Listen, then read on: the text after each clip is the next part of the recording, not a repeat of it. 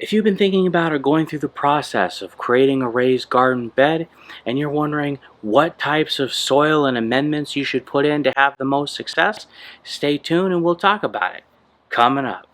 Hey now, take a step outside and seize the day now. Right, so welcome back to Growing in the City, where we provide weekly gardening tips to help you have a more successful growing season. Today, we're backing up the last video that we did where we showed you how to build a raised garden bed in less than 10 minutes. If that would be appealing to you, definitely recommend you check that out. But this goes into what type of soil and amendments are best for your raised garden. My first recommendation as far as the soil, if you want to do it, is consider your there are local places where you can buy it by the yard. But even better than that, many municipal garbage systems or garbage companies, when they pick up the green bins for recycling and they've got the yard waste, they compost that. And oftentimes they have agreements where if you live in that city, you can even get it for free or sometimes at a reduced cost. And that's something that it's actually kind of ironic because I live in San Jose and I'm sort of surrounded by cities that offer it for free, but San Jose actually doesn't. So in my case, I went to look at a local, they're called rockeries or quarries, or other, large, they might have a garden center attached to them, but it's the kind of place that if you wanted to go buy, yards of rock, yards of bark dust, yards of other kind of building materials, this is where you'd want to go. And they often will have soils. So here, for example, in San Jose, they've got both a garden soil, and they also have an organic compost. The planter mix at Payless Hardware and Rockery is currently priced at $58 a cubic yard, and the organic compost $33 per cubic yard. Here's a close-up of the organic compost, and it appeared well processed and in good condition. As a comparison, that's the equivalent of over 13 2 cubic foot bags, which is the size I'm using today. Also, when buying bags, in addition to looking at the ingredients, try to physically see what they actually look like. At Almaden Valley Nursery, they display the soil materials they offer. I just wanted to go through the soils that I'm using one by one, and then give you, just cut through them so you can see the difference, and just some things to look for. So if you are bagging it, or if you are buying it by the bag, you'll have a good experience, and you'll avoid what can happen sometimes, which is that you basically just get, some bark and kind of what they call recycled forest products. So you want to try and make sure that that it's organic, that it is not full with just a bunch of bark chips and other things that can sneak in, like little pieces of plastic or bad wood, like for example from pallets. Give you an example here. I'm using this Happy Frog.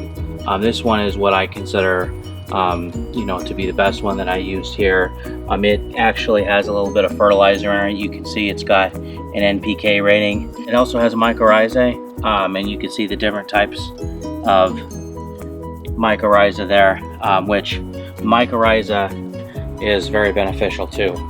So you can see, forest products is typically the first ingredient, but at least in this bag, it's saying only about a little bit over half is that. And then you've got some sphagnum peat moss, which helps retain moisture. And you'll see the white, that's the perlite, and there aren't any large chunks of wood, and so that's good. It also has a very earthy smell, so this is why this doesn't have compost. And one of the ways we know is because it doesn't smell. If it's got especially manures in it, you'll still have that smell to it. You have perlite, which helps with drainage, and then fertilizer, which the fertilizer is this NPK that's listed here below, along with the mycorrhiza. This organics potting soil, this one again, you'll see the ingredients here, forest products. It's got some manures, you know, so it still has perlite just like the first one. Definitely doesn't have as much perlite, but it still has some. No large chunks of bark. Feather meal, some rice hulls, back guano, worm castings, kelp meal, and this has a little bit of guaranteed analysis of well, it's just a tiny bit of iron. This here is earthworm castings, which is obviously just direct earthworm castings. Also called black gold. Should be very dark. You know, it doesn't have a real strong smell to it. So the manures are still definitely the strongest of the four. You definitely want to make sure you handle this a little bit carefully though. In other words, you know, make sure you wash your hands after. And with this and the manures, you want to make sure that you work it into the ground so that it's not, you know, just heavy on the top. And this is a pay dirt, which is primarily chicken manure. Also has some sawdust and some mushroom compost. It's very brown, like, you know, sawdust. And there's definitely a smell to it. Finally, I'm adding rock dust to help mineralize the soil. As you can see, this rock dust contains magnesium, iron, and manganese. Now that we've gone over the amendments I'm adding to the soil, let's add it to the garden bed. I first add the Happy Frog and G&B Organic garden soils, and then add the compost, worm castings, and rock dust. I add the amendment second because even though I'm raking it together, you want to have most of the organic compounds near the top. This will provide easier access for the roots of your young plants, and the nutrients will leach downward over time.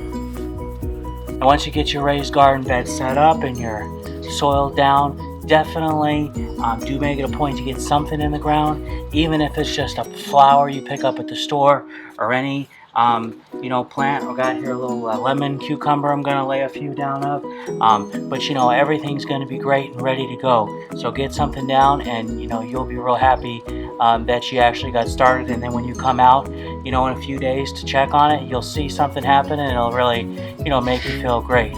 So if you did, find some value in this video, definitely give us a thumbs up, and thanks a lot. Take care, and see you in the next one.